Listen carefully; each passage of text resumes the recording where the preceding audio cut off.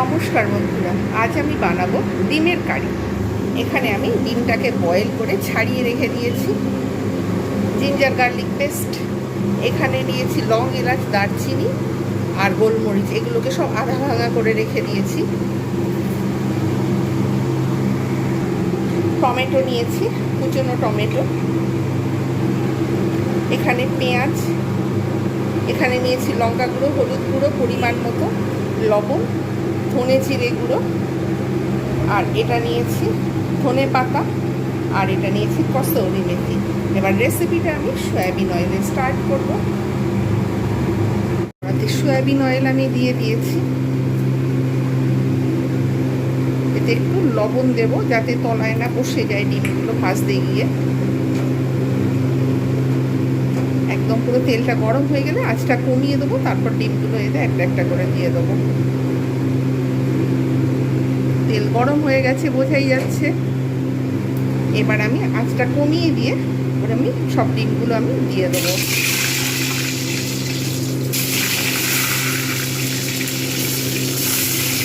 ডিমগুলোকে একটু একটু করে কেটে দেবো যাতে না বাস্ট করে।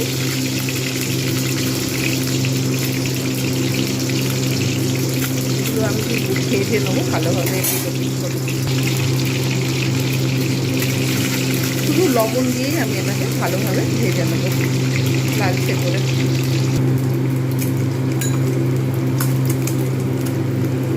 হলুদ গুঁড়ো একটু দিয়ে দিলাম।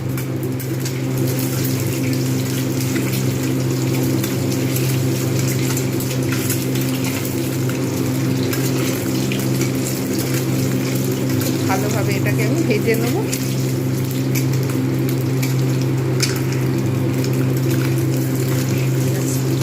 এবার আমি এটাকে অন্য পাত্রে রেখে দেবো।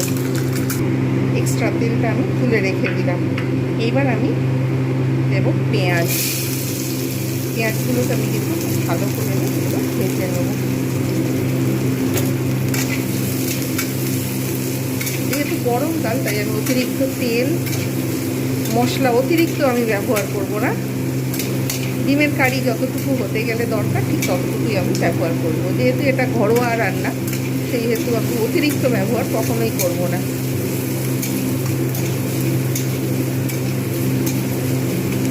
যতটা দরকার পরিমাণ মতো পেঁয়াজটা ভাজতে মশলাটা কষতে ঠিক ততটা পরিমাণই দেব। অতিরিক্ত তেল মশলা যাদের অ্যাসিডিটির প্রবলেম রয়েছে, কিডনির প্রবলেম রয়েছে, তাদের কিন্তু অতিরিক্ত মশলা ক্ষতি করে। তাই আমি যতটুকু দরকার ঠিক ততটুকুই আমি দেব। লালচে করে ভেজে নেব। পেঁয়াজ পুরো লালচে হয়ে গেছে।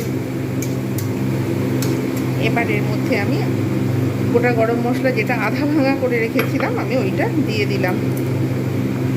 এবার দেব টমেটো। আঁচ মিডিয়াম করে রেখে দেবো। টমেটোটা ভাজাও হবে, সাথে সাথে গলতে থাকবে।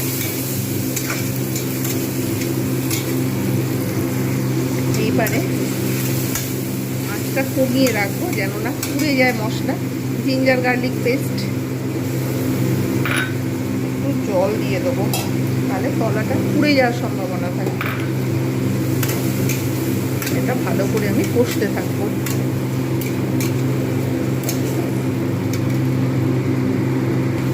এতে দেব লঙ্কা গুঁড়ো, হলুদ গুঁড়ো পরিমাণ মতো, ধনে জিরে গুঁড়ো। এবার আমি এগুলো সব একসঙ্গে ভালোভাবে কষতে থাকবো যতক্ষণ পর্যন্ত সমস্ত মশলাগুলো খুব ভালোভাবে না একসঙ্গে মিক্স হচ্ছে।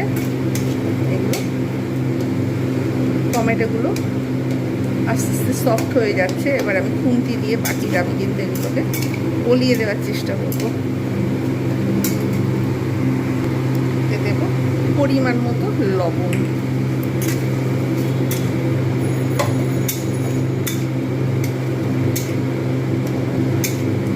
আর কষার সময় আমি খুব অল্প পরিমাণে একটু ধনে পাতা দিয়ে দেবো। কিছুটা রাখবো গার্নিশিংয়ের সময় আর একটু রাখবো,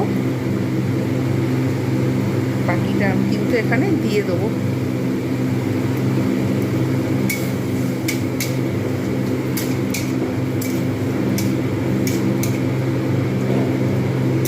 ভালোভাবে আমি কিন্তু মশলাটাকে কষাবো।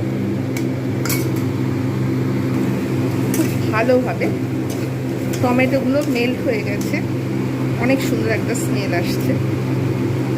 টেস্টের জন্য জাস্ট একটুখানি চিনি ব্যবহার করব, আর এটা ক্যারামেলাইজড হলে কালারটাও খুব ভালো আসবে, একসঙ্গে দুই কাজ হয়ে যাবে।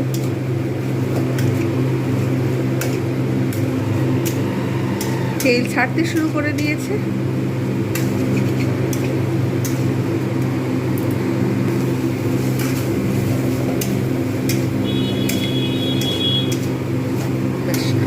ভালোভাবে আমি মশলাটাকে কষিয়ে নিয়েছি। এবার আমি এতে দিয়ে দেবো পরিমাণ মতো জল, যেহেতু ডিমের কারি হবে সেই ভেবে। শেষে আমি কিন্তু কসুরি মেথি আর একটু গার্নিশিং করবো ধনেপাতা দিয়ে। যা কিছু করার সব রান্না একদম পুরো কমপ্লিট করে ফেলেছি অলরেডি। এবার একটু এটা ফুটে উঠবে, তারপরে এর মধ্যে ডিমগুলো ছেড়ে দেবো। ফুটতে শুরু করেছে।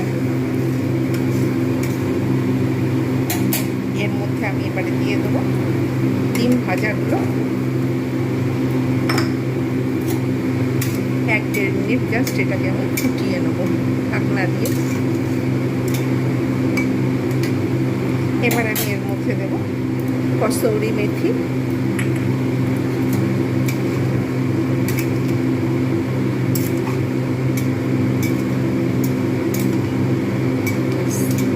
সার্ভ করে দেখাচ্ছি রেসিপিটা কেমন হয়েছে। ডিমের কারি আজকে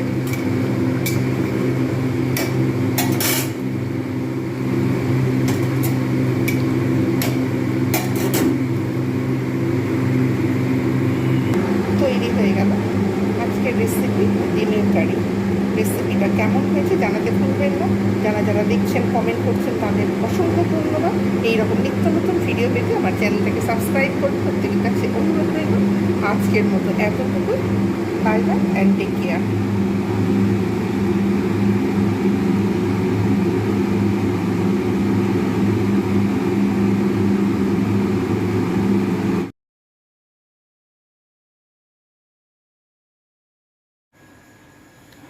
3:30 সময়।